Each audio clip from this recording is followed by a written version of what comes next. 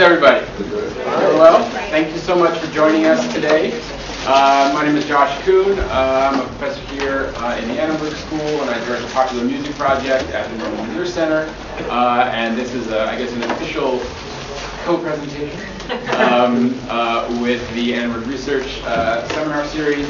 And I'm thrilled today to be able to have a very special guest with us, Pat Thomas, who is going to be talking to us about Listen, Whitey. I should tell you that I first heard Pat talk about the project that became Listen, Whitey at the EMP Pop Conference last year at UCLA. And I think it's safe to say, like everyone else in the audience that day, was blown away by the archive that he unveiled. The role of music in the Black Power movement, from Nina Simone to James Brown and beyond, has a long history as a subject of scholarly analysis and popular reference. But what Thomas shared with us felt like a lost vault of artifacts that not only offer visual and musical evidence of music's role in the shaping and articulating of Black freedom movement, what I've called the long end of the nightstick turned into a song, or what Gil Scott-Heron called a melodic form of guerrilla warfare, but opened up new stories as well. Stories that for too long have been kept out of the light. Stories that I know Pat will be sharing with us today. His book is, of course, a historical portrait of a particular era. But as I argued in my recent review of it in the American Prospect, this is a book that has much to tell us as well about the present moment. A reminder of just how pertinent Black Power goals remain today. Things like prison reform, economic injustice, and Wall Street greed. The era's sepia-toned, institutionalized racism, of course, also lingers, often, too often, in all too vibrant forms of everyday color. In this age of free Zimmermans and dead Trayvon Martins and Kendrick McCabe's. A Black president may sing Al Green at the Apollo and listen to Jay-Z and Darius Rucker on his iPod, but the Black Power fist has not and should not go away, living on as a trace within the power of the hoodie. I'm particularly happy also to have Pat with us today as part of a research seminar in the Annenberg School, because as Pat will, I think, confess to you, he is not what might traditionally be called a scholar. And therefore, I'm excited that his book is going to raise questions for us, as it does for me, for scholars of media, popular culture, and beyond, in the way that it expands exactly what we mean by research. What counts as an archive? How can collections of album covers, of 45s, of cassettes, of ephemera become their own fields of study, their own data sets? In fact, aren't record label back catalogs the original big data anyway? Where, in the end, does knowledge reside? In whose objects? In whose stories? And finally, are all A&R men and women just potential historians? So please join me in giving a warm welcome to Pat.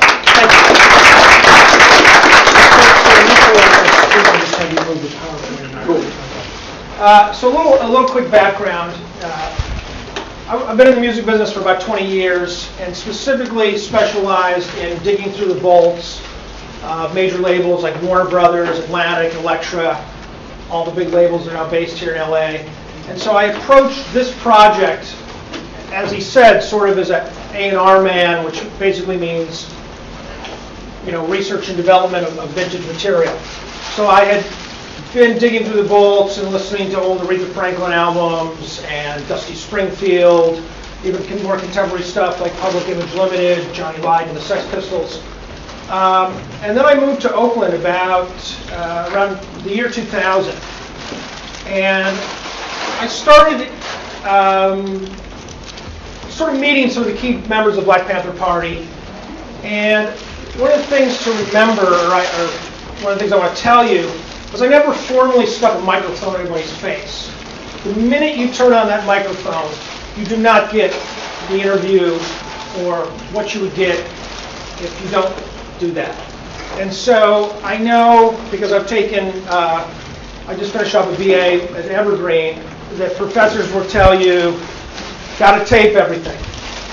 Don't fucking tape everything. Don't put that microphone out, because the minute you do that, someone like Bobby Seale, someone like Elaine Brown, who's lived on the edge, knows where the bodies are buried, is not going to speak into a microphone and tell you that.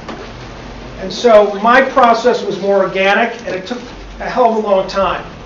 It took me 3 or 4 years. I would get in a car and take David Hilliard to pick up his dry cleaning, for example. And in those candid conversations, that's where you get the real story. In the same way that, you know, if you stuck a microphone in front of your boyfriend's face and asked, how do you feel about me? What kind of answer are you going to get? So anyway, I just kind of want to give you that little preface, and we're going to move on to the next slide.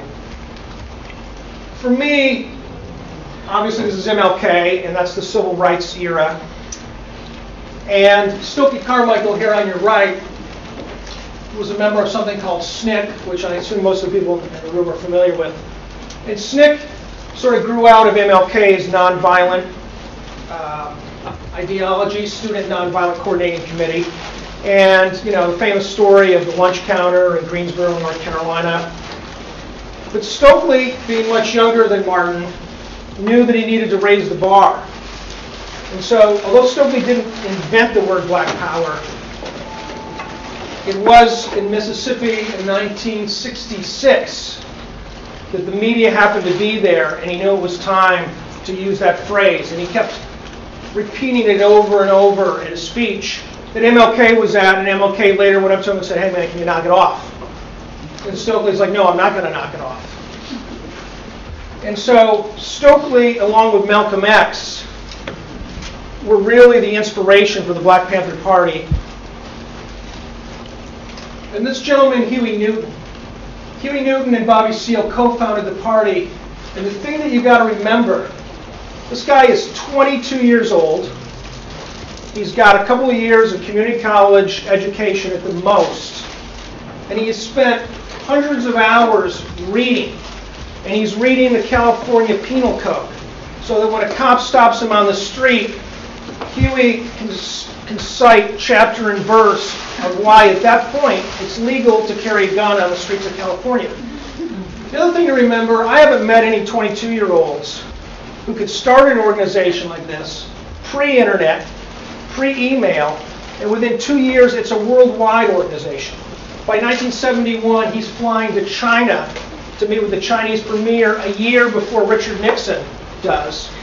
And most of you people in this room are not young enough to remember that when Richard Nixon went to China, it was called like the second coming of Christ in the press. But Huey had been there the year before. Next slide, I'm sorry. Bobby Seale was his cohort. Bobby was a little older, he was almost 30. He'd been in the Air Force for a few years. He played drums and messed around.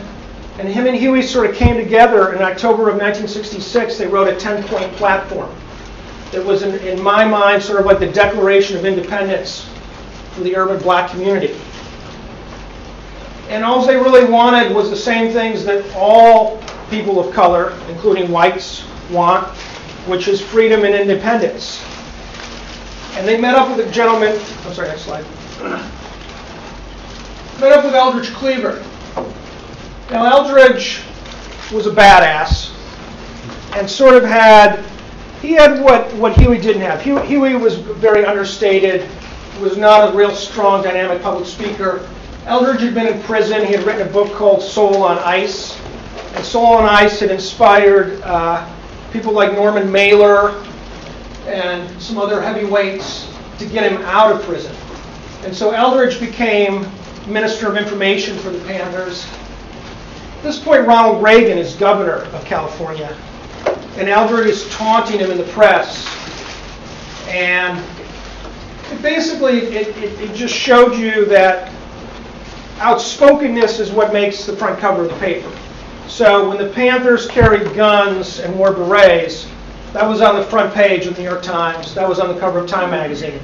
Later, the Panthers put down their guns, and they're doing free breakfast programs for children. and they're doing sickle cell testing. They're providing free transportation for wives and daughters to prisons to visit their loved ones. None of that makes the press. And so unfortunately, here we are in 2012, and we still think of the Panthers as a bunch of gun-toting lunatics, when in fact, it's a very, very brief period for the Panthers. Next slide. Elaine Brown. Elaine Brown grew up on the streets of Philadelphia, moved to Los Angeles in the mid-'60s, is working as a cocktail waitress, meets up with some of the Panthers on the UCLA campus. And Elaine is notable for two reasons. First of all, very few people remember this or know this, but when Huey Newton was exiled to Cuba in 1974, she became the chairman of the Black Panther Party. So that meant that she was in the highest ranking position of the Panthers, and very few people, even feminist studies majors, have yet to really explore the fact that there's a female running the strongest male-oriented paramilitary organization in the United States at that time. The other interesting thing is she's a singer-songwriter and records an album for Motown that I'll dive into later. This is David Hilliard, real quickly, Chief of Staff. David is someone who I hung out with a lot in Oakland and really inspired me to write the book. This is Aaron Dixon. Seattle, of all places, which I've been living after the last 3 years going to Evergreen, is about the whitest place on the planet. But it's interesting that Seattle was the second city to open a Black Panther chapter. And now we're going to kind of, Partridge Family. You may be asking yourself, what the hell is the Partridge Family doing here? Part of my book is really about the pop culture aspects of the Black Power movement and how, for example, after Woodstock Festival in 1969, Madison Avenue quickly started realizing young people with long hair and beards, we need to sell them some cars and some shampoo and some things. And so all of a sudden, advertisements changed considerably. The Black Power movement didn't have quite that effect on Madison Avenue. But in 1971, the Partridge Family, sitcom, whatever you want to call it, has a Black Panther episode where they write a song that they consider a soul song. But to be ridiculous, here's these so-called members of the Black Panther Party playing violins rather than traditional African-American instruments like maybe some saxophones or some trumpets. So this whole thing is very fucked up and misguided. But nevertheless, it's kind of a fun little history. Now we're going to dive into the good stuff. Besides the Black Panther Party, there were other organizations, for example, the US organization, run by Ron Karenga here in LA. And it's important to remember that Black Panthers were not black nationalists. And the difference is the black nationalists are very Afrocentric. They would wear dashikis, for example. Many of them took on Swahili names and learned basic Swahili phrases. They became very Afrocentric, perhaps visiting or thinking about moving to Africa. The Black Panthers were not interested in that. They were interested in a revolution that would happen here in America. They were not interested in looking back to their African roots.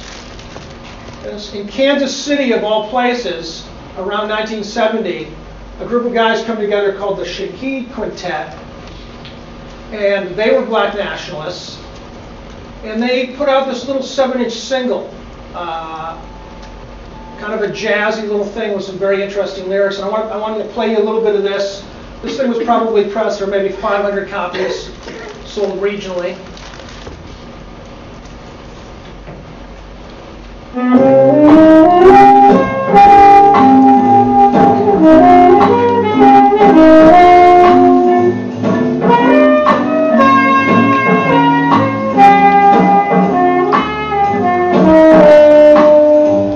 Say, Brother Richard, what, man? Look at that black brother looking so mean. Look like he's trying to can of gasoline. Listen, brother, let me pull your coat.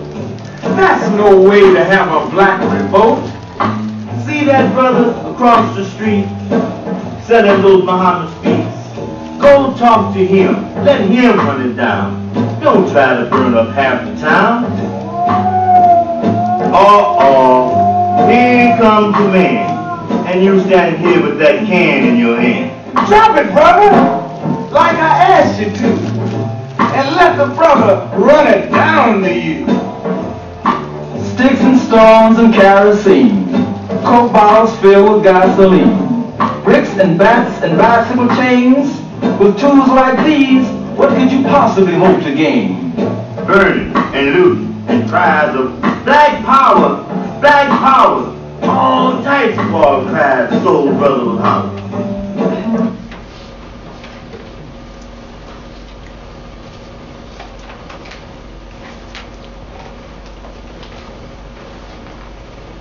One of the things that I discovered in my research is really fascinating. I'm sure everyone here knows Motown, Temptations, Supremes, Marvin Gaye. Incredible catalog of inspirational, popular soul and R&B. What a lot of people don't know is that after the assassination of Martin Luther King, 3 young Motown employees came to Berry Gordy and said, "It's time to raise the bar." Now, Berry Gordy was not one to mess with success, and so he was dealing with other issues. For example, the Supremes, who wore wigs, had their hair straightened. Motown was starting to get letters saying, "Hey, how come the Supremes are not wearing afros? How come they're not wearing naturals?" And so Berry was sort of struggling with that. He was struggling with marketing his popular stars in the late 60s, but he wasn't going to dive into Black Power. But he allowed 3 other employees to start a label called Black Forum. And over the course of the next 3 or 4 years, they put out Stokely Carmichael speeches, Langston Hughes, Wallace Terry, a correspondent for Time magazine, black correspondent, goes to Vietnam and interviews black soldiers. Amiri Baraka, also known as Leroy Jones, puts out 2 albums of poetry. Really, this incredible, as Josh said, sort of an undiscovered part of Motown's history. All of these albums are out of print. The CD that I compiled that goes along with my book, I was able to grab 3 tracks from the Black Forum archives. This is Stokely Carmichael in February of '68, talking about Huey Newton and the Black Panther Party.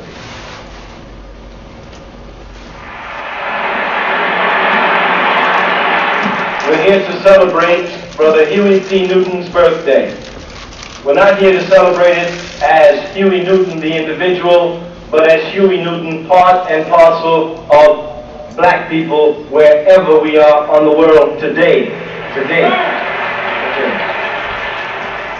And so in talking about Brother Huey Newton tonight, we have to talk about the struggle of black people, not only in the United States, but in the world today, and how he becomes part and parcel of that struggle, how we move on so that our people will survive America.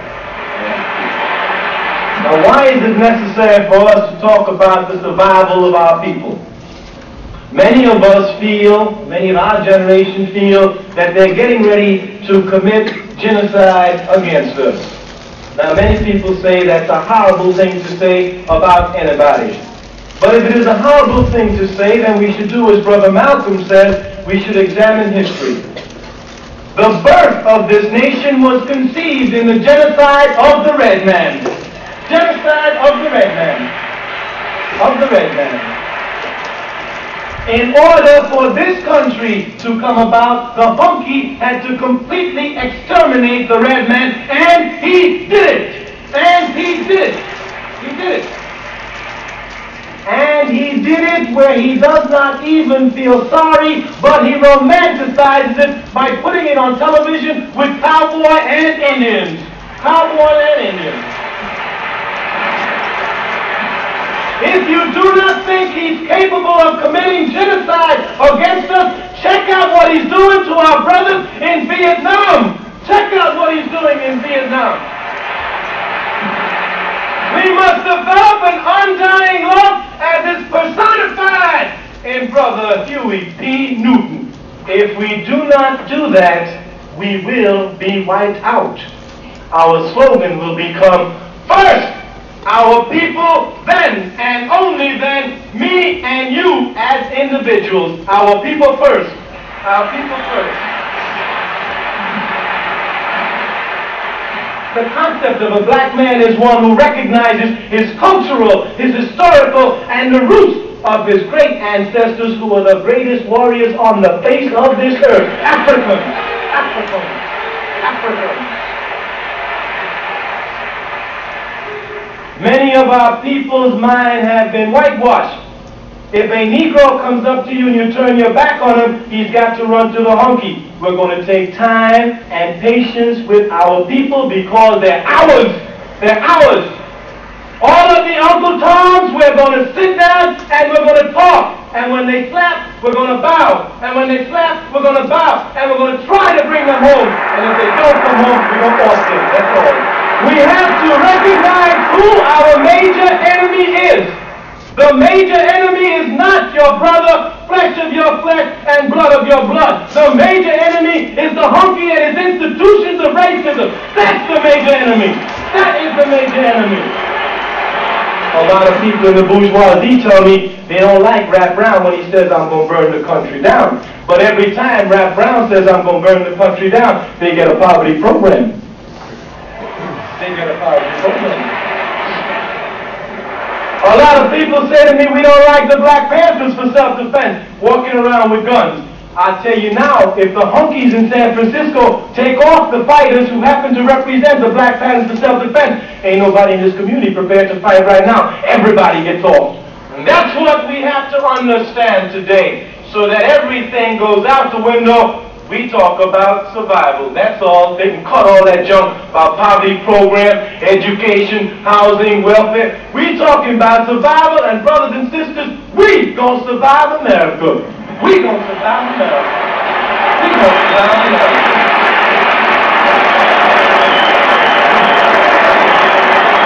We need each other. We have to have each other for our survival. We have to have each other. From the revolutionaries to the conservatives, our Black United Front is what we're about.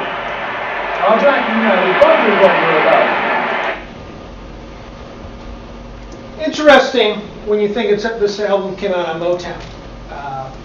Needless to say, it sold very, very, very few copies. I'm going to kind of speed up and go through a few. Let's go over this. Let's go over this. And this. And this. And this. Well, then we'll go back. Okay. You're teasing us. Okay. Yeah, let's talk about Bob Dylan for a moment. Bob Dylan, of course, wrote Blowing in the Wind, Lonesome Death of Hattie Carroll. Bob Dylan wrote a lot of civil rights and topical political songs in the early to mid-'60s. And then Bob started smoking a little weed, and he thought, it's time to get into personal lyrics. And so he switched over to things like a Rolling Stone, and a lot of other much more Mr. Tambourine Man songs where both fans and academics today spend hours debating, well, what exactly does the smoke rings of my mind mean? Smoke a little weed and you might figure that out. Anyway, Bob had not written any political material for about 6 or 7 years. And the left wing, the white radicals in America, notably this guy named A.J. Weberman, started taunting Dylan by the early 70s. Bob, when are you going to speak out? When are you going to go back to that Bob that we loved, the radical Bob? So George Jackson was a black prisoner, and he had been arrested in the early 60s for robbing a gas station or grocery store, of which he collected about $70 for his efforts, and was sentenced to 1 year to life. And it became apparent to George after about 5 or 6 years in prison that it wasn't going to be 1 year, it was going to be life. So George started politicizing, reading a lot of books. He eventually caught the attention of Angela Davis, who at that point was at the UCLA campus lecturing. And she was trying to get him out of prison. leading a cause, the George Jackson cause. And eventually, the California prison system realized, well, George is getting too much press. George is getting everybody uppity and riled. So they claimed that George's lawyer had snuck a pistol into prison and that George had hidden it under an afro wig. Now, if we just think about the logistics of that for a minute, it doesn't sound very plausible. But George ends up dead at the hands of a guard. And Bob finally steps up to the plate. Within 2 weeks, he releases a single called George Jackson. And he does something very interesting. He knows that most radio stations are eager for a new Dylan single, but they'll probably flip the record over and play a warmer, fuzzier song on the other side. So what he does is he puts George Jackson on both sides of the single. 2 different versions with the same song. So radio stations are forced in some way to play this. We're going to play this song in a minute, but the thing that I'm most proud of is that, well, Dylan, for example, has never reissued this song. It's not on any Bob Dylan Greatest Hits. It's not on any CD. It's on my CD. So for the first time since 1971, the song is commercially available. I contacted Dylan, and within 24 hours he says, I'm in. And so that really spoke volumes of where Bob Dylan sits in 2012 about this subject. And let's listen to this song. It is track 5.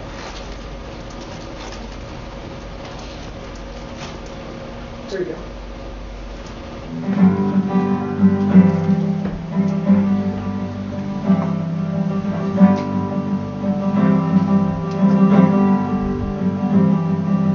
I woke up this morning, there were tears in my bed.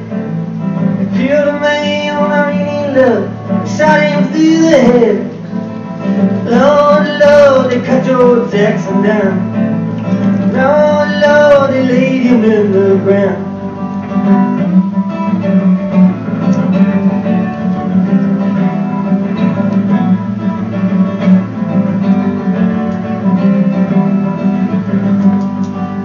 Sent him off to prison for a $70 robbery. They closed the door behind him and they threw away the key. Lord, Lord, they cut George Jackson down.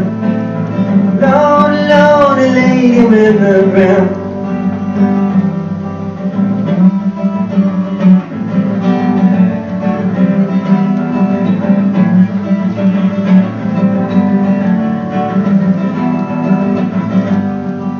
He wouldn't take shit from no one.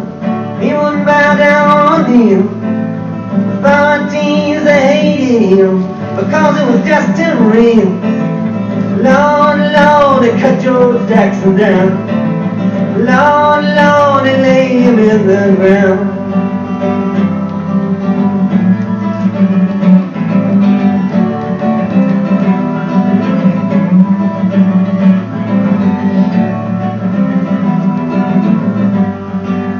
Prison guards, they cursed him as they watched him from above. But they were frightened of his power. They were scared of his love. Lord, Lord, so they cut George Jackson down. Lord, Lord, they laid him in the ground.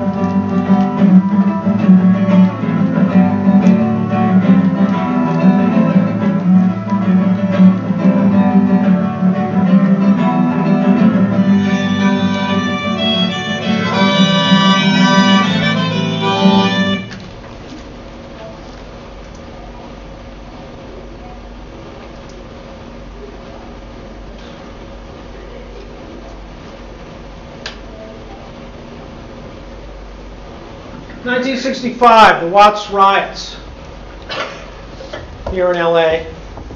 And after the Watts riots, a number of musicians, poets, theater people get together and they put together something called the Watts Writers Workshop. And this becomes a community center for jazz and theater and plays. And a number of interesting people come through there. Stanley Crouch, who frankly is now a right-wing jackass, at that point is a left-wing radical. So he's hanging out there. and a bunch of young poets are hanging out.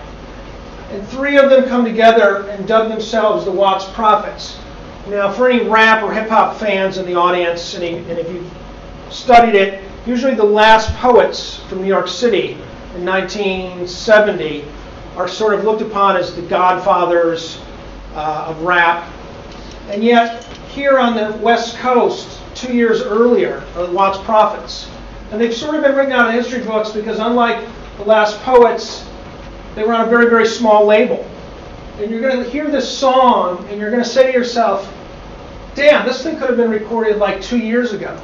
And when you listen to it and think about the fact that it's from 1968, it's mind-blowing. But it's not mind-blowing just for the lyrical content. It's that it's poetry as song, and song as poetry, and the harmonies, and the way these guys come together and sort of ducktail. If there's any musicologists in the room, really just listen to the musicality of this. It's not just a rap. It's not just poetry. It's really something special. This is track 6.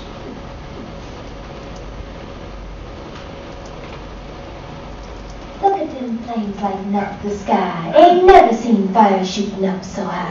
Look at them flames lighting up the sky. Look at them flames lighting up the sky. Up so high. I ain't never seen fire shooting up so high. Are you listening, people, to what I'm saying? Because it sure looks to me like them niggas ain't playing. Them niggas ain't playing. Them niggas ain't playing. Them niggas ain't playing. Ever since they passed them civil rights, those fires have been lighting up the nights. And they say they ain't gonna stop till we all have equal rights.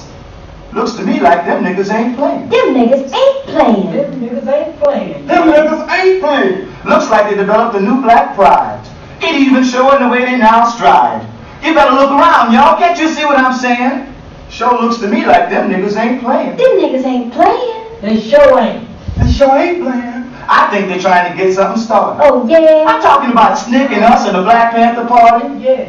Is anyone listening to what I'm saying? Yeah, man. Because it sure looks to me like them niggas ain't playing. Them niggas ain't playing. Them niggas ain't playing. Them niggas ain't playing. 18 billion so far is the claim of damage done by looting and flame.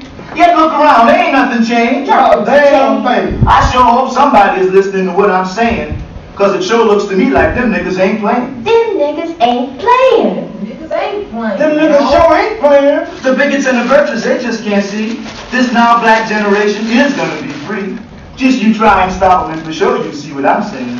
Sure looks to me like them niggas ain't playing. Them niggas ain't playing. Them niggas ain't playing. Them niggas ain't playing. Now where the black man is going is anybody's guess. With his natural hair and his afro dress. But you can believe one thing and forget the rest. We know for sure. Them niggas ain't playing. And we ain't either. Now, one guy who was paying attention was Bob Marley in Jamaica. Bob heard this, and he was so enamored with them that when Bob died of cancer, circa 19... I can't remember. Just the birthday. 81. 81. You know who read the eulogy at Bob's funeral? These guys. Really says a lot. Dick Gregory. Comedian, political activist. One of the things I found in my research is that Gregory was political. I mean, that I already knew. But I included this on the compact disc because it shows you that comedy can really inspire people or maybe penetrate their psyche in a way that a political rant won't. Richard Pryor knew that, Chris Rock. So here's a piece from 1970 that I love playing for people because it's a lot of what we're listening to is very, very heavy-handed, and yet Dick is doing this with comedy, and he really, I don't know, I just find this piece great. It's just very funny and educational. That is track 8. Title Black Panther. Yeah. But there's no more tricks today. That's why black folks yell, "Black power!" and white folks went crazy. What's that? What's that?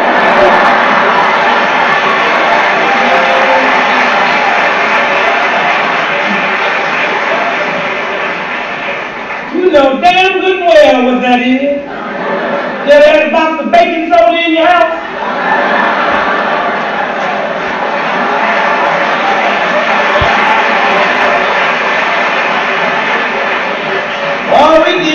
that big old sledgehammer out of his hand and tone that old muscle down.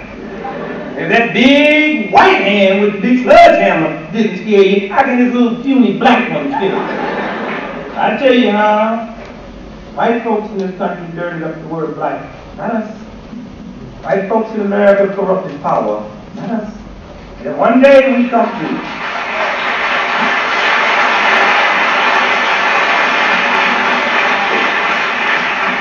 One day we come through with 2 innocent words, black power, everybody go crazy. As we said, round strength.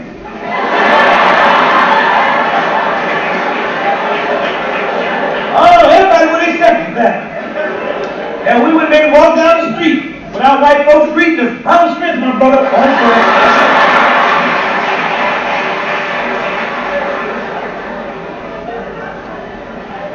Black folks took 2 innocent words, black power, and everybody went crazy. Say no more tricks. We did not dirty up the word black. Angel food cake is white. Devil food cake is dark. Understand it good now. A little bitty lie is a white lie. You can't find nothing no blacker than a tornado until it gets ready to clean up the white lady's kitchen, then it's a white tornado.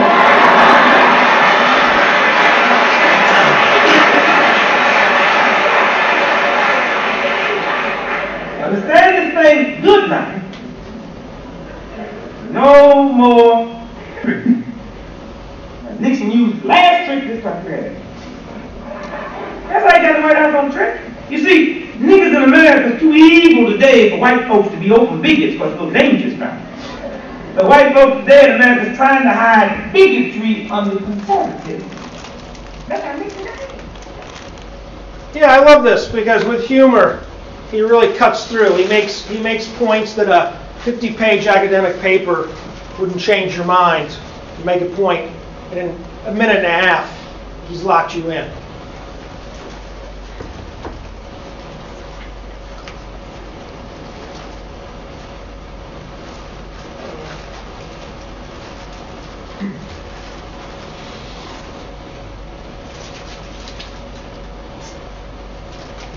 Timothy Leary. One of the things that my book talks about is how the white hippie counterculture, be it the Yippies, Abby Hoffman, Jerry Rubin, LSD guru, Tim Leary, how they intersected with the Black Panther Party. Now, the black nationalists that I talked about earlier, the dashiki-wearing Afrocentrics, didn't want anything to do with whites. The Black Panthers were not only a little more open-minded, they were a little smarter. For example, Bert Schneider, who produced the movie Easy Rider, made $17 million. What did he do with the $17 million? He wrote a nice big fat check to the Black Panther Party, and they gladly accepted it. Now, Tim Leary had been, LSD was legal up until I think 65 or 66. Tim was at Harvard, advocating the use of LSD, and obviously the deans didn't like that and asked him to step down. And Tim was a little crazy. He's a nutbag. And so the hippie counterculture embraced him. And so J. Edgar Hoover and Nixon were determined to do something with Leary. And so finally they arrested him for carrying one joint. And he's in prison in California. And he gets busted out by a group of people called the Weathermen. They were an offshoot of SDS. And I'm not really here to lecture about the Weathermen, but Google that when you get home. So Tim, now keep in mind, Tim sees himself as this guru of LSD, and he's a little caught up with himself. The Weathermen bring him to Algeria, where Eldridge Cleaver is holed up in exile. And Tim and Eldridge initially bond on the fact that they're both outlaws. But pretty soon it becomes apparent to Eldridge that Tim and Eldridge are not on the same wavelength as to how the revolution shall occur. And I'm going to let Eldridge's speech speak for itself. This is a 5-minute piece that's shortened. It's a 20-minute speech where, a little more background before we hit play. Eldridge places Tim Leary under house arrest basically for being an asshole. Then he records this 20-minute speech and he sends it to KPFK and KPFA here in Los Angeles and Berkeley. And this speech is beaming out over the airwaves in 1971. So now that you've got the background of this, and if you know who Tim Leary is at all, this will be extremely humorous. Let's hit play. Today is January the 12th, 1971.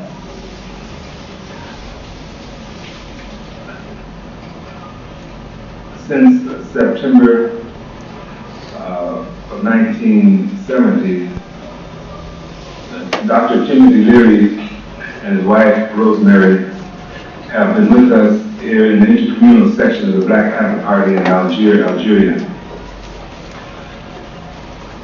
During that time, much confusion has been generated, partly because of our own silence on the subject, as to the relationship between the Black Panther Party and Dr. Leary and his wife. I want to take this opportunity to set forth our position on that, and also to make a few observations on the drug culture as a whole inside of the United States specifically, as it relates to the process of carrying out a revolutionary struggle against the fascist, imperialist empire of the United States of America. A couple of months ago, I was talking to Dr. Leary about how we would deal with his case, how we would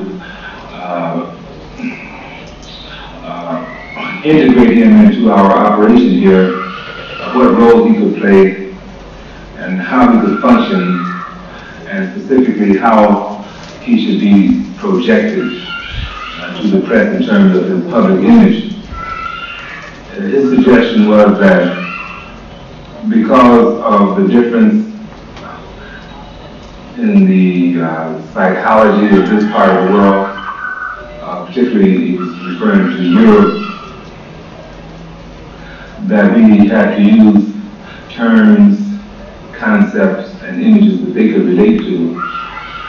And so he stated that he thought that he should be projected as the Aristotle, or the Socrates, or the Sartre of the American Revolution.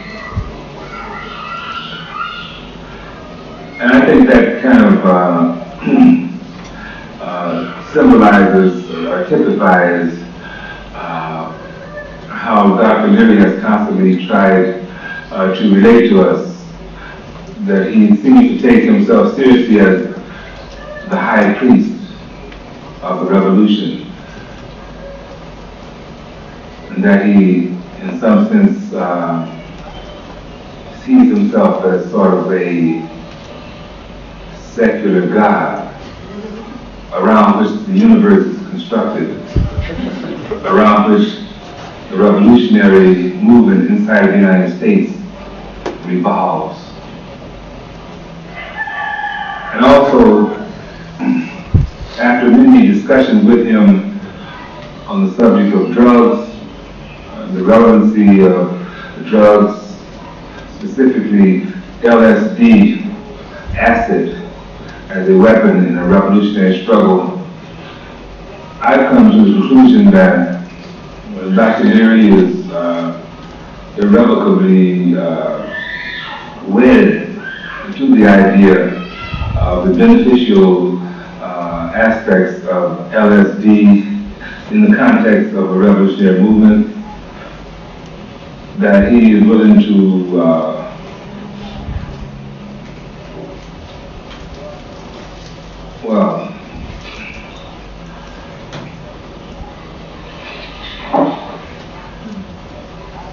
that he would rather die than give up the idea of changing American society by dosing everyone with LSD.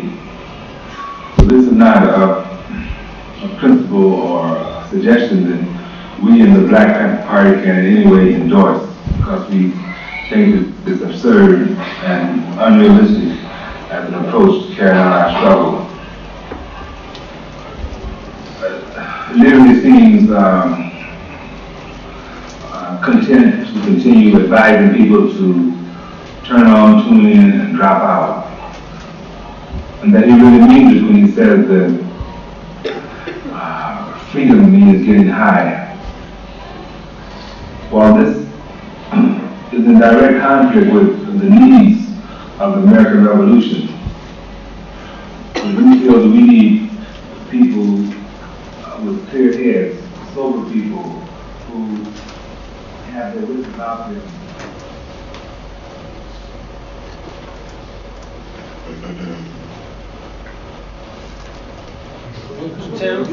There's Tim and Eldridge. One more. Another one.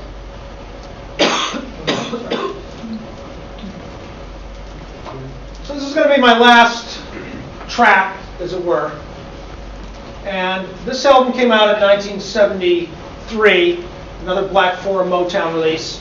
And Amiri Baraka wrote, as Leroy Jones, he wrote the play The Dutchman. Amiri's, as Leroy Jones and vice versa, has countless books of poetry and prose. And Amiri is a very controversial figure. For example, he was the poet laureate of New Jersey when 9/11 hit in Manhattan.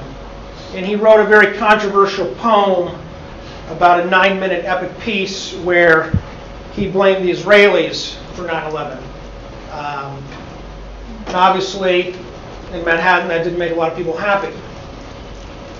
So the state of New Jersey wanted to get rid of Amiri as poet laureate of New Jersey, and they had an interesting dilemma, which is nowhere in the bylaws to be the poet of New Jersey, poet laureate of New Jersey, could you ever be removed from that position, because they never had to do it before. So what they had to do is they had to pass a bunch of legislation basically outlawing that position, taking Amiri down.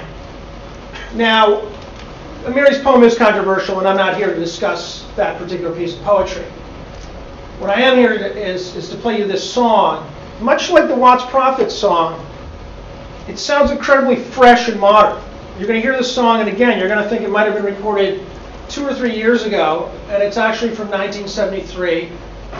And it really blends humor, Amiri's black nationalist ideologies, and just this incredible groove. And of all the songs that I discovered in my book, while researching my book, this is hands down my favorite piece. And this is track 16. Is the band on it? Yeah. Next, one more, I'm sorry. That one. Who's the band playing with it? The band is a collection of free jazz musicians like Lonnie Liston Smith, Gary Bartz, a lot of people who played with Miles Davis, Matumi. A lot of people, if you're into things like Live Evil or Enharta by Miles Davis from the mid-'70s, these are the same group of guys. Who will survive America? Few Americans, very few Negroes, and no crackers at all. Who will survive America? Few Americans, very few Negroes, and no crackers at all. Who will survive America? Very few Negroes, no crackers at all. Who will survive America? Very few Negroes, no crackers at all. Will you survive America? With your points and habits, your Black Jones, will you survive in the heat and fire? Actual jam, at that very few Negroes, no crackers at all. Will you survive one a week at night on wind, catch a fire at midnight, and right up the stairway, your ass breaks on the pavement. Grease was melting in his brother's eyes. His profile was shot by a steamer, thinking it was coming out of was really Tony Curtis, and now Got a misguided brother, got his mind hanging out with our Italians. Who will survive America? Black future will. You can with the fat stomach between your ears, scraping niggas out the inside and take a day raise. Few Americans, very few Negroes, living no red Negroes at all. Who will survive America? Who will survive America? The stiff fat chocolate Baptist and blue lace. If she shrinks from blackness in front of the church, following the wedding of the yellow robots will not survive. She's old anyway, and they moving her church nowhere. Old people, no. Christians, no. West Negroes, no. 1944 Minnesota, no. Nothing of that will be anywhere. It will be burned clean. It might sink and steam up the sea. American right, and no Americans. Very few Negroes will get out there. No crackers at all. No crackers at all. No crackers at all. No crackers, no crackers at all. But the black man will survive America. His survival will mean the death of America. Survive black man. Survive black man. Survive black man. Survive black man. Survive black man. Survive black man. Black woman. Survive black man. Survive black man. Survive black man. Black woman. Black woman. Black woman. Let us all survive. We need to. Let us all survive. Let us all. Let us all survive. We need to. Okay. We wish each other good luck. This is another song that was on Motown for about 15 minutes. And actually Berry Gordy, which he doesn't normally do, gave the master tapes back to Amiri and said, okay, I don't want all this anymore. So now I'm going to open up the floor to questions and comments and what have you. And I want to thank everybody for being here. Thank you. Questions, comments? Yes. Thank you so much. This is all very interesting, and it's fantastic, all the work that you've done and uncovered and everything. I'm just kind of curious where you got the Listen Whitey theme and why you decided to kind of use that as the title. Because, I mean, for me, I just sort of want to lodge this one sort of complaint, because it kind of makes it seem, again, like the white subject is the centralized person that, you know, like Black Power is really talking to the white person, whereas I think that the power of the Black Power movement is sort of, no, we're not sort of going around that hub and we're sort of talking to each other. And so I'm just kind of curious. Okay. First of all, the title comes from this album called Listen Whitey, which actually came out in around 1970. And on one side of it is an album of speeches by the Black Panthers. On the other side is people being interviewed on the street after the death of MLK. And you're right, the introduction of the book, which was written by Stanley Nelson, who does a lot of PBS documentaries, he said, and I agree with him, no, this isn't Listen Whitey, because this music is not for white people. Right. It's really listen, fellow brothers and sisters. But I chose the title, one, because I just thought it had a good ring to it. And as Stanley Nelson pointed out in his introduction book, he said, if I was walking through the bookstore and I saw a book called Listen Brother, I might just walk by it. When I see Listen Whitey, he goes, it is a little provocative, and it's a little like, you know, what the hell's going on? In terms of the meaning of the word Whitey, or whether that's offensive, I don't find it offensive in the least. But it is a great provocative title, and I just went for it. Mark, is it different? I was interested kind of in the Black Forum label and the impact that Marvin Gaye's What's Going On might have had for that label. I know that they both came around the same time. Was that kind of the impetus for Black Forum, or? Well, you know, I didn't do a lot of first-person interviews for a number of reasons, but I did interview a Motown executive who was there at that time.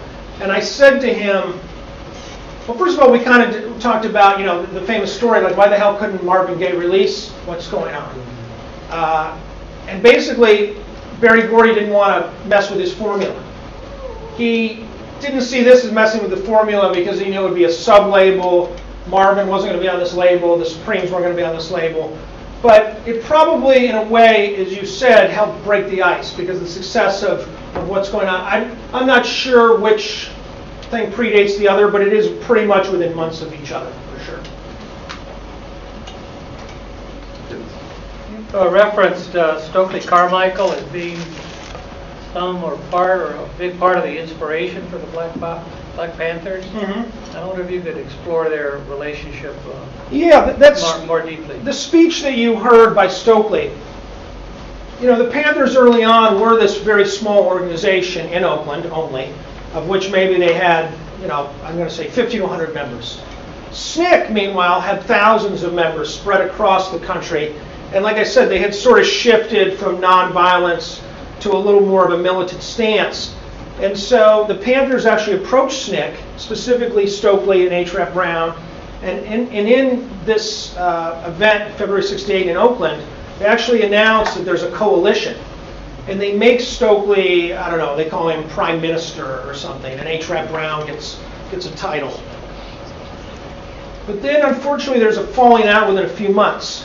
Two things happen. One is the Panthers, SNCC becomes paranoid that the Panthers want to take over SNCC. And in fact, the Panthers asked them to join because they were sort of hoping that SNCC, that had been around much longer, could sort of guide them. So that's one reason there's a falling out. The SNCC guys get a little like, oh, I think the Panthers want to take over us. The other thing that happens is there's a big ideological divide, which is Huey is now in prison for supposedly killing a Oakland policeman. So Stokely goes to visit Huey, and he says, I've got a great idea. And Huey's like, what's that idea? We're going to arm everybody, and we're just going to go around and shoot every honky on the planet. And Huey's like, you're shitting me. Stokely's like, no, that's the only way. And Huey's like, you know what, man? This is time for us to go our separate ways. So that's sort of the short version of that story. Time for one more question. One last question. Yes. At the beginning of your presentation, you mentioned that a lot of the themes that are being discussed are definitely still applicable to the current conversation about Blackness and Black community in America. I was wondering if you could speak on that a little bit more. Well, that's actually something that Josh said.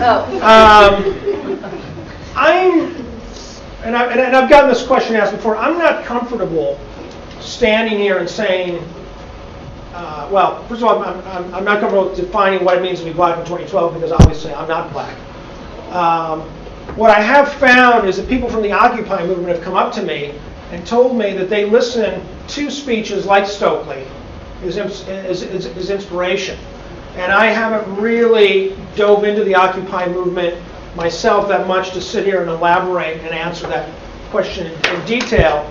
But I will say that these are obviously iconic figures, Stokely and Malcolm X, and their legacy continues. And people are obviously hopefully buying the CD and reading the book. But yeah, I can't really sit here and elaborate in any way that I'm comfortable with. Do you have a question or something? Rob, do you want to announce the upcoming stuff? Go ahead. Sure. Next week, our Annenberg's own Alison Trope on her new book, and her talk is Stardust Moments, Hollywood and the Power of Place. I want to thank everybody for coming out today, and Pat, thank you for. You can get the book and the CD.